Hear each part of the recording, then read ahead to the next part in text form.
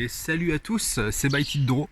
Merci d'être sur cette vidéo. Donc aujourd'hui, on va voir un nouveau tuto qui va nous permettre de voir comment dessiner correctement un visage. Ce que je vais faire, je vais vous donner ma petite technique qui va vous permettre effectivement de pouvoir appréhender tout ça sans aucun souci.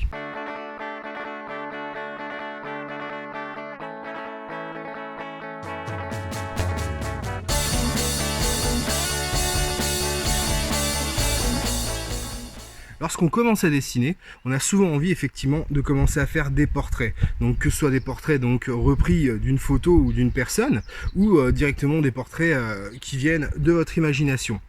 Donc généralement, on tombe dans quelques petits pièges. Donc moi, je vais vous donner 5 petites techniques qui vont vous permettre effectivement de pouvoir libérer au mieux votre créativité. Première partie, la base. Deuxième partie, mi-profil. Troisième partie, les yeux. Quatrième partie, la bouche. Et on terminera par une cinquième partie qui sera simplement un test pratique. Alors, donc tout d'abord, il convient bien de préciser par rapport aux commentaires que j'ai pu avoir sur ma dernière vidéo. Donc les techniques qui sont données ici en fait sont des techniques de base. C'est-à-dire qu'effectivement, il faut bien penser ensuite à les analyser pour les adapter à votre style personnel. Dans le sens où là, ça reste vraiment générique et vous pourrez bien sûr adapter ce genre de technique aussi bien pour du dessin réaliste que même du manga, hein. Ça reste vraiment quelque chose de synthétique. C'est en gros une base qui vous permettra donc bien de comprendre déjà comment articuler entre guillemets le visage lorsque vous le dessinez.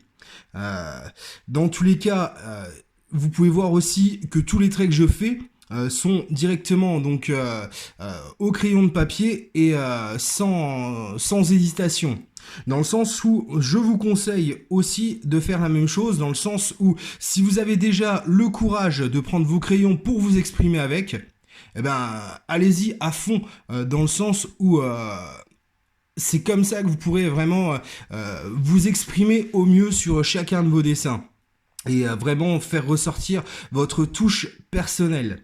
Alors, un peu comme dans la précédente vidéo, il est tout d'abord important de comprendre en fait comment se sépare en différentes parties en fait un visage humain. Vous allez voir en fait qu'il y a une sorte de normalisation en fait qu'on peut trouver par rapport à ça, dans le sens où là, comme vous pouvez voir, par exemple, j'ai mis un trait en plein milieu donc du cercle, donc que j'ai appelé axe Y. Et que les yeux, dans tous les cas, se placeront toujours sur cet axe Y et chacun d'un côté de l'axe X. Donc ça, après, pareil, vous allez bien pouvoir le comprendre en faisant quelques petits tests de votre côté. Mais vous verrez en tout cas que ça va vous permettre d'avoir une normalisation par rapport à ça et qu'au bout de 2-3 essais, vous ne pourrez plus rater un seul de vos dessins. Voilà, donc là, dans tous les cas, sur le modèle donc mis en place, comme vous pouvez voir, je viens de gommer donc tout ce qu'il y avait, et comme vous pouvez voir, ça prend déjà, on va dire, une forme, je pense, assez réaliste. Encore une fois, donc les yeux auraient pu être de tailles différentes, tout comme le menton ou la bouche. C'est vraiment une base, hein. Donc là, ce qu'on va faire, on va essayer d'aller au maximum de ce visage. Donc ce que je vous conseille, c'est de repasser cette vidéo, donc pas forcément avec le son, si ma voix est trop relou à la longue. Et donc bien reprendre en fait la façon en fait dont les traits sont mis en place. Chaque trait peut être remodifié, encore une fois, hein, j'insiste vraiment là-dessus, pour que vous puissiez donc vraiment adapter à ce que vous voulez. Donc là, ce que je vais faire, je vais prendre donc avec ce crayon rouge, je vais vous montrer en fait c'est toutes les parties en fait qui sont un peu les parties nerveuses sur la partie si on prenait juste les muscles d'un corps. Si vous voulez en fait tout ça, ça vous permet en fait de voir comment le visage bougera en termes d'émotion et de paroles. Là, j'essaie de mettre des flèches pour vous montrer en fait comment chaque partie peut s'articuler éventuellement. Ça vous permettra effectivement donc vraiment de pouvoir vous fier à ça. Et là, je vais essayer donc de vous montrer donc de manière plus simple, en essayant donc de rendre et d'ombrer un petit peu ce visage pour que vous puissiez voir le résultat, on va dire, quasiment fini. Donc là, c'est fait un petit peu à la va-vite, mais encore une fois, ça reste très synthétique. Pour ce qui est des ombrages, donc là encore une fois je fais des ombrages de manière hachurée. Et j'essaierai aussi de faire un tuto là-dessus afin effectivement donc de pouvoir vous aider éventuellement et donc de pouvoir vous donner encore un max de techniques pour vous laisser exprimer votre créativité. J'adore cette phrase. Et donc comme ça, donc ça, je pense que c'est assez important donc de pouvoir voir bien ça.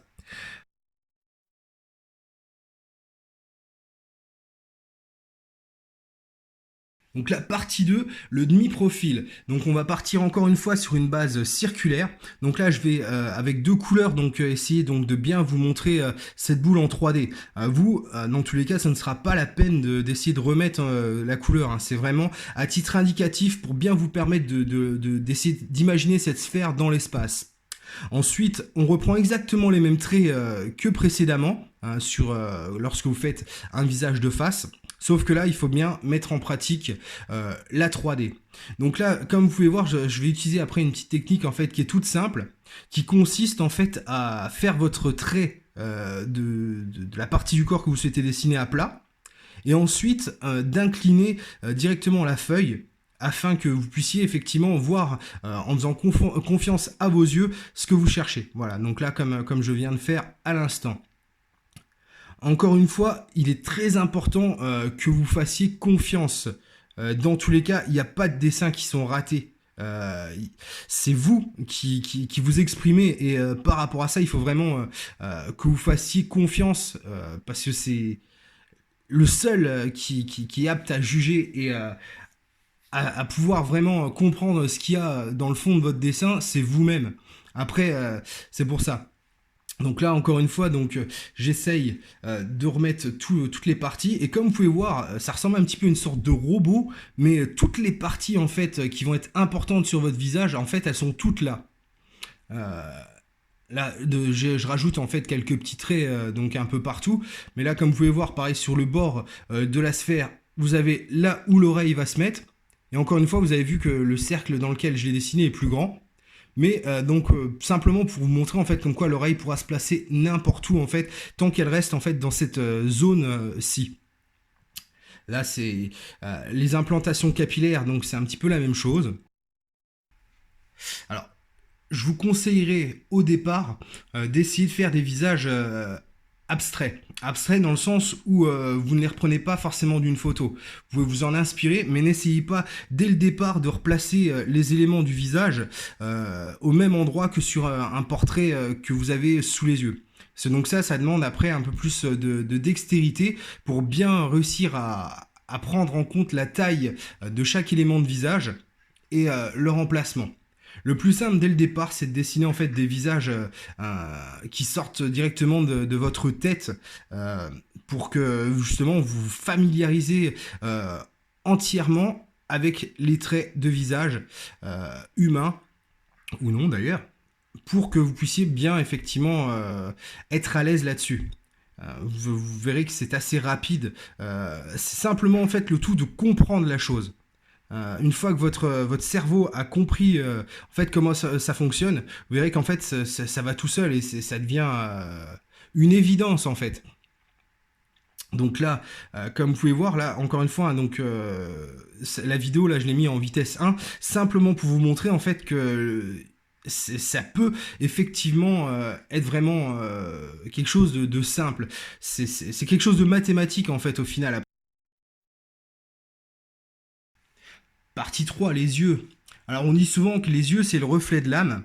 Bah, en tout cas, lorsque vous dessinez, c'est surtout en fait la partie qui va vous permettre de donner le plus gros nombre d'émotions par rapport au visage que vous allez faire. Donc là, un œil, donc comme vous le savez, donc ça reste un globe. Donc il faut toujours partir sur une base de globe. Ensuite, vous avez effectivement la pupille. Donc qui sera toujours un élément donc qui restera un point noir et qui devra être orienté donc là où votre personnage regarde. Et ensuite l'iris. L'iris dans tous les cas après ça c'est là où vous pourrez partir sur des bases un peu plus customisées vraiment pour donner de la profondeur on va dire et de la beauté au visage dessiné. Ensuite, la partie 4, la bouche. Donc pareil, la bouche, donc c'est très simple. Donc ça part sur une base de M, donc sur une bouche fermée en tout cas. Et donc là, encore une fois, je vais vous donner vraiment tous les traits, on va dire, standards, qui vous permettront effectivement de mettre tout ça. Là, comme vous pouvez voir, en fait, si vous faites une bouche ouverte, vous pouvez vous entraîner en tout cas déjà à dessiner les dents par transparence. Donc là, en fait, si vous voulez, quelle que soit la position de la bouche, dans tous les cas, les dents restent toujours à peu près au même endroit. Et ça, il faut bien le prendre en compte. C'est pour ça, en fait, que j'ai fait ce petit croquis. Aussi vite fait, là, je vais vous montrer en fait toutes les parties donc sur lesquelles effectivement il est important donc de mettre l'ombrage ou du moins la gestion de la lumière lorsque vous allez reproduire ça. Donc parce que le plus simple, hein, je pense, c'est que vous preniez votre smartphone et que vous photographiez votre bouche ou alors que vous regardiez des modèles directement sur internet de manière effectivement à pouvoir bien regardez comment est-ce que ça bouge en fait, et surtout comment est-ce que la lumière en fait est gérée dessus. Donc là, je monte aussi vite fait sur une bouche ouverte. Voilà. Donc là, une fois que la bouche, vous l'avez dessinée ouverte avec les dents dedans, il faut bien penser en fait à mettre le petit ombrage hachuré dedans. Et c'est ça qui va faire en fait toute la différence en fait. En gros, ce qu'il faut que vous imaginiez aussi, c'est comment est-ce que la partie squelette en fait se situe en dessous. En fait, il faut toujours vous dire qu'en dessous d'un visage, il y a quand même un squelette. Et notamment pour dessiner la bouche, c'est important dans le sens où c'est ça qui vous permettra de placer les dents correctement. Si vous travaillez à la table lumineuse, n'hésitez pas à en dessiner un en dessous. Là, je viens de faire le squelette et je vais vous montrer donc par-dessus quand vous faites la bouche, comme ça vous permet de voir comme il faut. Donc on va terminer par un cas pratique, donc toujours en accéléré, hein, donc pour que vous puissiez voir donc une mise en application donc vraiment de toutes les parties donc vues dans cette vidéo. Donc là, si vous avez des questions, surtout n'hésitez pas à les poser donc en commentaire. Hein. Dans tous les cas, je ne mords pas. Et puis je trouve ça cool en fait de pouvoir répondre à des questions et parler un petit peu de dessin parce que c'est cool quoi. Et donc voilà. Donc là, surtout encore une fois, n'hésitez pas à regarder cette vidéo donc au ralenti en mettant des arrêts sur image pour bien comprendre les traits. Au début, n'hésitez pas simplement à faire peut-être un recopiage peut-être bête et méchant, mais une fois que vous l'avez fait une fois, essayez vraiment donc d'assimiler la technique. Vous allez voir en fait au final que c'est vraiment instinctif assez rapidement. Dans le sens où, une fois que vous avez compris vraiment comment fonctionnent les traits, eh ben, ça va aller tout seul. Donc voilà, donc là j'en profite pour vous montrer brièvement la technique pour texturer donc des cheveux un petit peu afro, des cheveux bouclés. Mais dans tous les cas, ce sera donc le thème en fait de ma prochaine vidéo, donc les cheveux avec les pieds et les mains. Voilà, j'espère que cette vidéo vous aura plu et qu'elle vous aura permis donc d'apprendre de nouvelles techniques afin de libérer au maximum votre créativité. Si ça vous a plu, n'hésitez pas à laisser un petit j'aime. N'hésitez pas à me retrouver aussi sur les réseaux sociaux. Sur ce, à vos crayons et à la prochaine!